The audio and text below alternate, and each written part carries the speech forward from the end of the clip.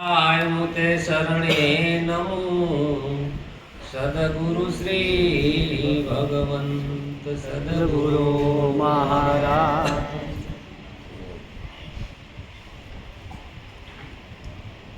પ્રભુ પ્રેમી આત્માઓ, શા માટે મનુષ્ય દેહ મેળવ્યો છે?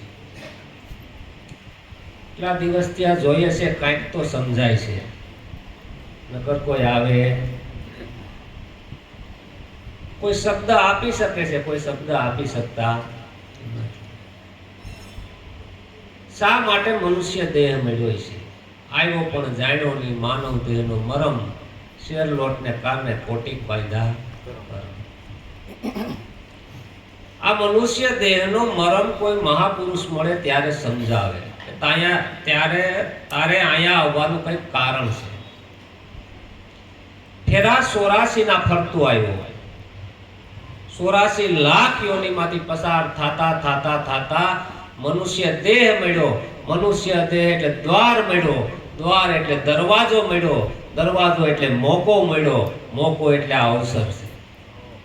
આ અવસર ચૂકી જાશો તો ખાસો જમણાનો. શા માટે આપણે અહીંયા આવ્યા છો? સત્યની ખોજ કોને કરી? જેને જીવનનો ભાર લાગ્યો એને. તમે કોઈ વજન ઉપાડીને જાતા હોય, બહુ ભાર લાગે તો ઉભા રહ્યો ને. જેને આ ત્રિવિધિના તાપનો સંસારનો ભાર લાગ્યો ને એ ઉભા રહ્યા. કોઈ ભજન સત્સંગ વાણી સાંભળી,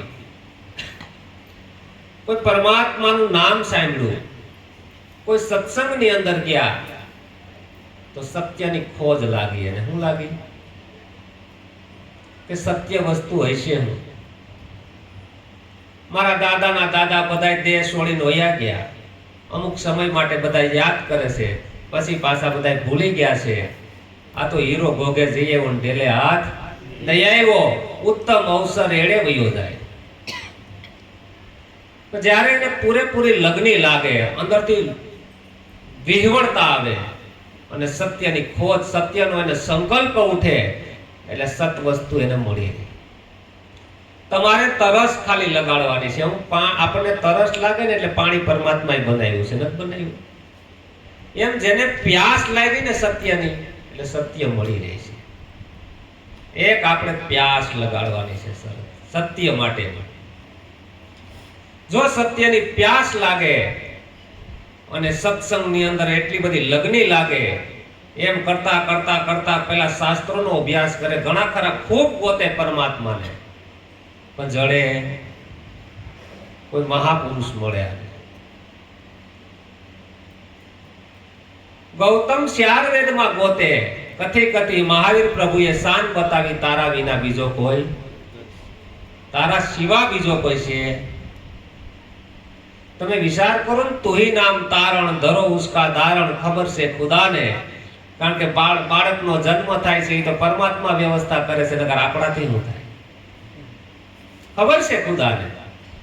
આ પરમ તત્વ ક્યું રમી રહ્યું છે ને પરમાત્મા બોલતો ચાલતો છે. કેવો છે? બોલતો ચાલતો ન હોય તો ઘેરે ત્યાં આવી શકીએ? ઉગાય જ નહીં, આપણથી કોઈ સત્તા નથી.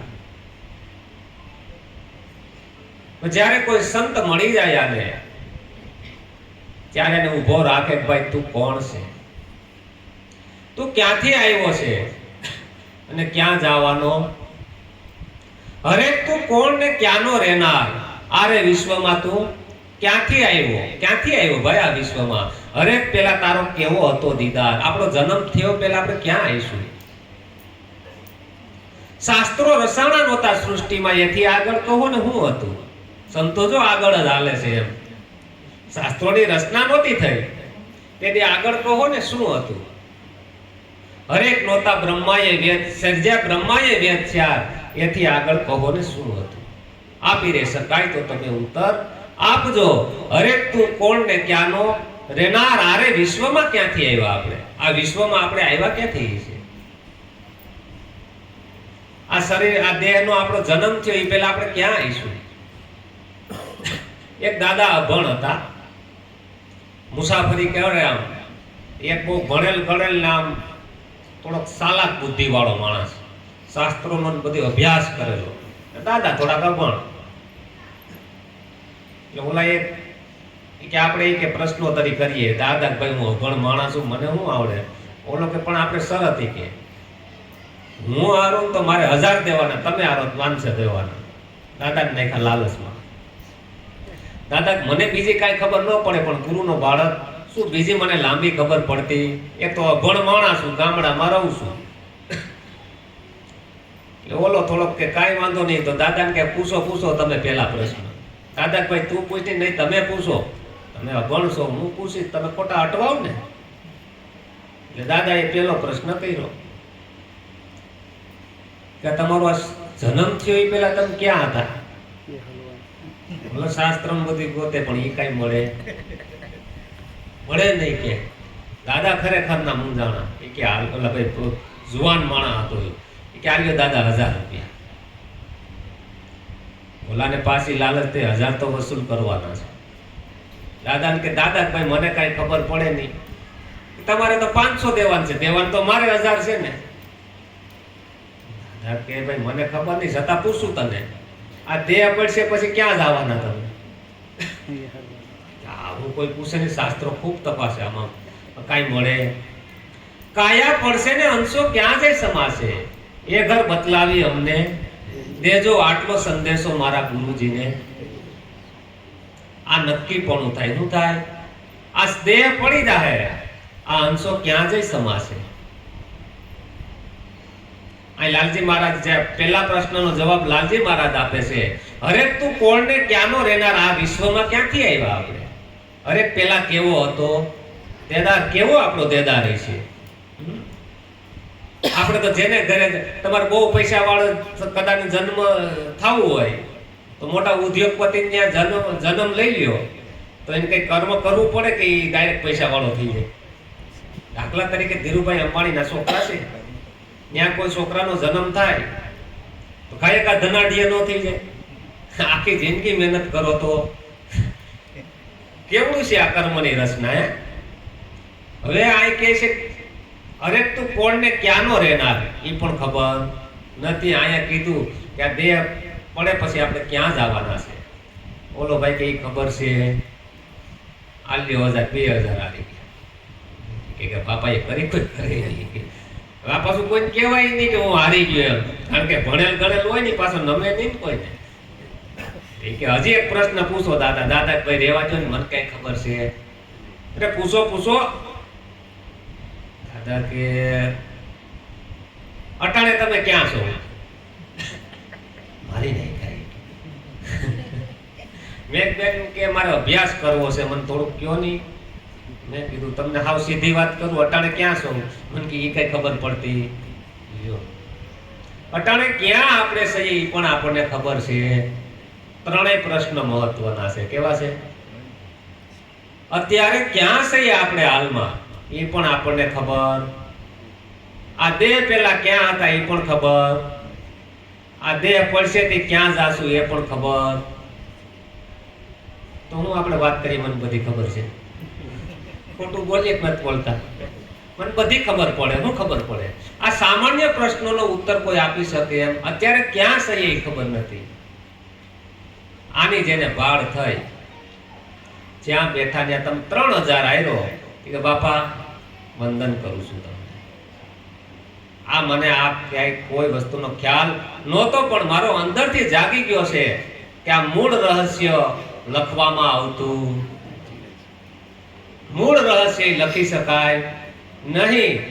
જ્યારે આ ત્રણ વસ્તુની ખબર પડે ત્યારે આ જીવ આમાંથી છૂટે. ના જીવતા હયાતીમાં આપણને એમ થાય મુવા પછી કોઈનો મોક્ષનો કાગળ આવ્યો. તમને દેહ હોય અને ખબર પડે કે ભાઈ મારે માથે જન્મ મરણ જેવું કાંઈ છે. મુક્ત પદ રમણ મહર્ષિની શૈલી ઘડી હતી, દેહ છૂટે એવું. એટલે એના ભક્તો બધા ભેગા થયા કે ક્યાં જવાના? કે બાપજી આપણે વયા જાઓ. તો કે બહુ કરી, કે હું કાંઈ બી સત્સંગ કરું છું, હું ક્યાંય જાતો જ, હું આવ્યો જ નથી, હું જવાનો. ત્યારે ઓલાને લાઈટ થઈ. આપણે સૈયન્યા કોઈ દી રોકાણા, પડ્યું છે ત્યાં ખોજે નહીં, ખોજે છેટે છેટે. આદમ તો અંતરમાં વસે, ભજન કરો તો ભેટે. આવી સુરતા કોઈ સુગઢ સમેટે તો એના ઘટમાં સાહેબ ભેટે. આ સુરતાને કોઈ જો સમેટી લે, બહાર વાસના બહુ ફેલાવે, નજર નો રાખે નેઠે. બહાર વાસના ખૂબ ફેલાવે, કોઈ માપ છે નહીં, નજર નો રાખે નેઠે. પડ્યું છે ત્યાં ગોતે નહીં, ગોતે છેટે છેટે. કારણ કે છેટે છેટે ગોતે છે. જ્યારે સદગુરુ મળે ત્યારે આને ભાન કરાવે કે ભાઈ તું આ છો. બાદ કરતા કરતા કરતા કરતા જેની બાદ બાકી ન થઈ, સ્વયંભૂ તમે છો. તમે પોતે છો ખુદ. જો ત્યાં આપણી સુરતા રહી જાય તો તમારે માટે આવવાપણું નથી. કારણ કે આવવા જવાપણું તો આ દેહને લાગ્યું છે, આ મનની અંદર લાગ્યું છે. એટલે ભાણ સાહેબને કેવું પડ્યું, ભાણ કહે ભટકીસમાં મથી લેને માય, સમજીને હુઈ જાત કરવું નથી. ભાણ સાહેબે ખાલી એક સાથીમાં બધું કીધું, પણ શરત મોટી આપી. ભાણ કહે ભટકીસમાં મથી લેને માય, સમજીને હુઈ જાત કરવું નથી. સમજીને હુઈ જા, ખાલી તો ભટકવા ના પાડીએ. મોટામાં મોટી શરત એ છે, આ રખડીએ ખૂબ નહીં ના પાડી.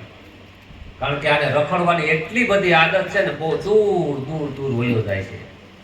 કારણ કે વાણી દ્વારા વયો જાય, મન દ્વારા વયો જાય, આપણી સુરતા દ્વારા વયો જાય, આપણી વૃત્તિઓ લઈ જાય. આ બધું આને બાર બાર બાર ઢહળી લઈ જાય છે.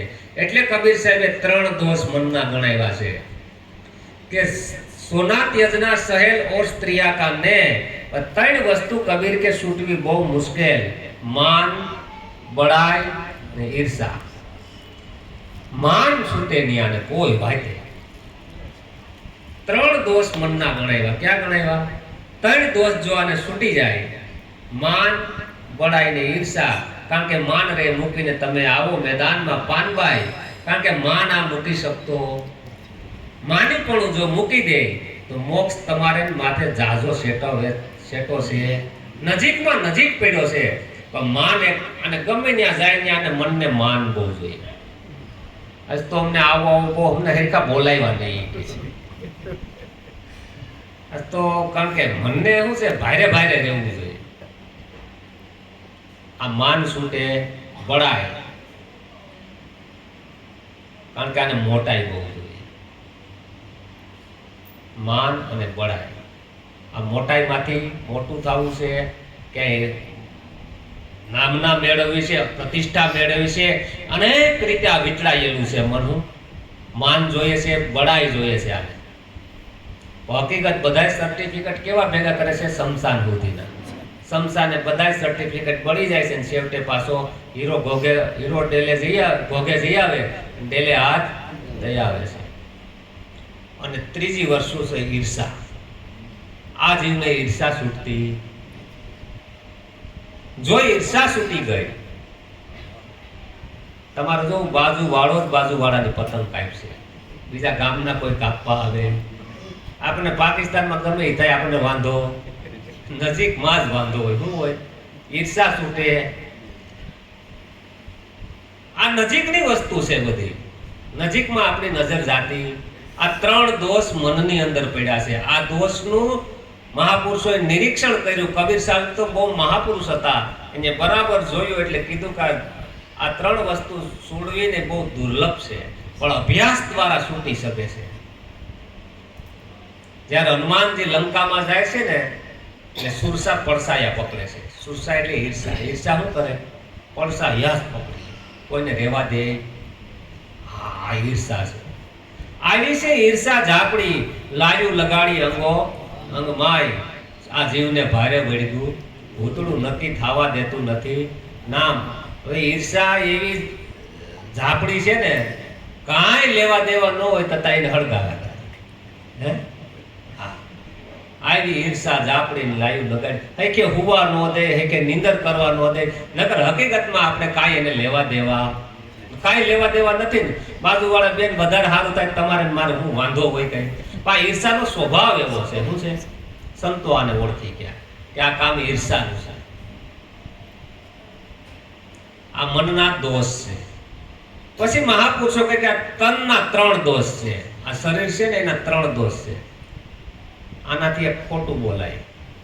નહીં, ચોરી થાય, વ્યભિચાર થાય અને હિંસા થાય. આ ત્રણ દોષ શરીરના છે. મહાપુરુષો કે એના ઉપર તમારે નજર રાખવી પડે. કોઈ પણની હિંસા કરાય. મનુષ્ય દેહ મળ્યો છે, ગાંધીજી કહેતા અહિંસા પરમો ધર્મ. કારણ કે મનુષ્ય દેહ મળ્યો, આ શરીર મળ્યું છે, આનાથી કોઈ પણની હિંસા કરાય, ચોરી કરાય. જો આપણું છે, તમે વિચાર કરો, બે જણા હતા, બે માણા, એટલે આમ હાયલા જાય. હાયલા જાય એટલે ત્યારે એ સમયમાં ભાઈ આગળ હાયલા જતા હોય કે બેન આગળ હાયલા જતા હતા, બેન પાછળ હાયલા જાય. એટલે રસ્તામાં હોનાનું કંઈક દાગીના જેવું આવ્યું. એટલે ભાઈને એમ થયું કે ભાઈ આ આપણું નથી, આપણાથી લેવાય. તો પાછળ મારી પત્ની આવે છે, કદાચ એનો જીવ બગડે. એટલે આમ પગ લઈને દાટી દીધું. એટલે એના ઘરના જોવે, આમ જોવે એટલે એને દાંત કાઢ્યા. એટલે પછી કેમ તમે કેમ આને વસ્તુ દાટી દીધી? કે કાંઈ નહીં, ખાલી કે પગ મારીને આમ કર્યું. નથી કયો તો ખરા. તો કે મને એવું થયું કે આ સોનાનો દાગીનો છે એ આપણો છે નહીં, અને કદાને તારો જીવ બગડે અને તું કદાચ લે એટલે મેં આને દાટી દીધો. એટલે ઘરવાળી એના પત્નીએ વધારે દાંત કાઢ્યા કે હું આવું તને સારી વસ્તુ કહું છું, તમે કેમ દાંત કાઢશો એટલી બધી? તો કે હજી તમને ભેદ ભાંગ્યો. મારે હોનું માટી બે હરખું છે. શું છે? હોનું માટી બે હરખું થઈ જાય. આવો સંતો કોઈ અમારા દેશમાં. હોનું માટી મારે હરખું છે, તમને હજી ભેદ ભાંગ્યો નથી, દાટવું પડ્યું છે. મારે હોનામાં માટીમાં કોઈ ભેદ. આ સંત પુરુષનું જીવન છે. કયું સાંભળજો સૌ સંત પુરુષના લક્ષણ કહું પ્રેમથી. એને હોનામાં માટીમાં કોઈ ભેદ. એના ફૂલનો ઢેગલા ઉપર બેહાડો તો બરોબર, રેતીના ઢેગલા ઉપર બેહાડો તો એમાં કોઈ ફરક છે?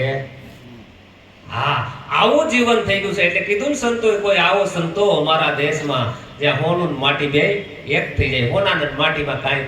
ત્યારે એના પુરુષને ખબર પડી કે ઓહો, મને એમ હતું મને વધારે આ ચોરી નોકરું મારી આ ઘરના છે એને તો ભેદ જ ભાંગી ગયો છે. હોનામાં માટીમાં કોઈ ભેદ રહ્યો હકીકત ભેદ નથી. જોઈ લેવું ત્યારે હકીકત નથી ભેદ, આપણે ભેદ ઊભો કર્યો છે. હવે આવું જીવન બની ગયું. હવે કોઈની વસ્તુ લે નહીં, સતની અંદર જીવન આવ્યું, કોઈની હિંસા કરે નહીં. પછી ત્રણ દોષ વાણીના પડ્યા છે આપણા. કેવા છે? ત્રણ દોષ મનના છે, ત્રણ દોષ દેહના છે અને ત્રણ દોષ વાણીના. વાણીના ક્યાં છે ખબર છે? પારકી નિંદા. પહેલા તો આ શું કરે? મૂર્ખે રામ ભજન નો કયો, સમયો તારો વાસિંદામાં. વારમાં ઉઠીને વાસિંદુ વાળવા જ મને આપણે કરાય. નિરાંત મહારાજ એક વાણીમાં ઠપકો આવે છે, નારાયણનું નામ જ નવતમ, ના ભજે નર નારી. જૂઠે જન્મ વાસિંદામાં ગયું મૂસડું, જૂઠે જન્મ વગોયો. આ વાસિંદુ કરવા જાય તો મૂસડું એટલે હામિલું. આ હામિલા કરતા મોટો પરમાત્મા છે ને, ક્યાંય વયું જાય ખબર રહે. આ વાહિંદામાં વયું ગયું. ક્યાં? પારકી નિંદા ક્યારે કરવી?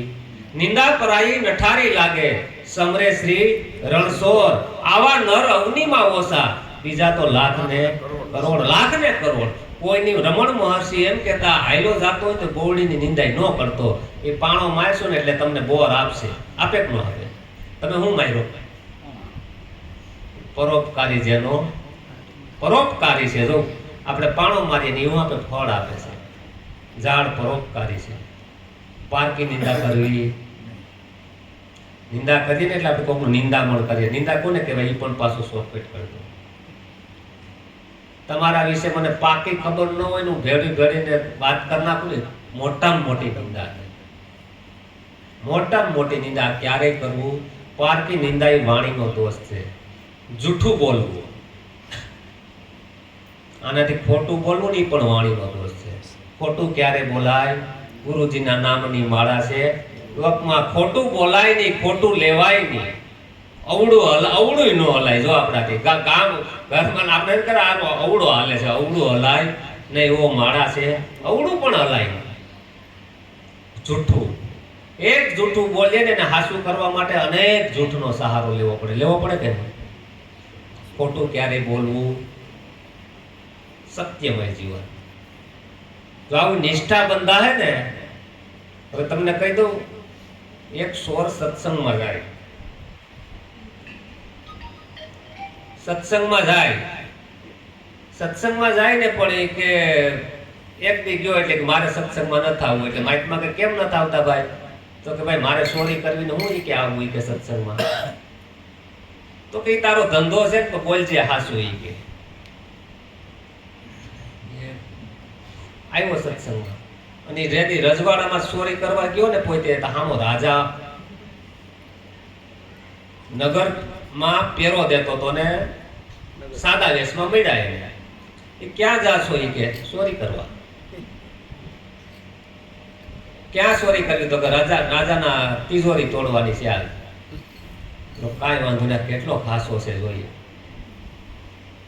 એટલે હકીકતમાં એ ગયો રાજાના દરબારમાં, તિજોરી તોડી, 7 ઝીંડું રતન હતા ને 4 લીધા, 3 જેવા દીધા. આવો સંતોષી હતો પાછો.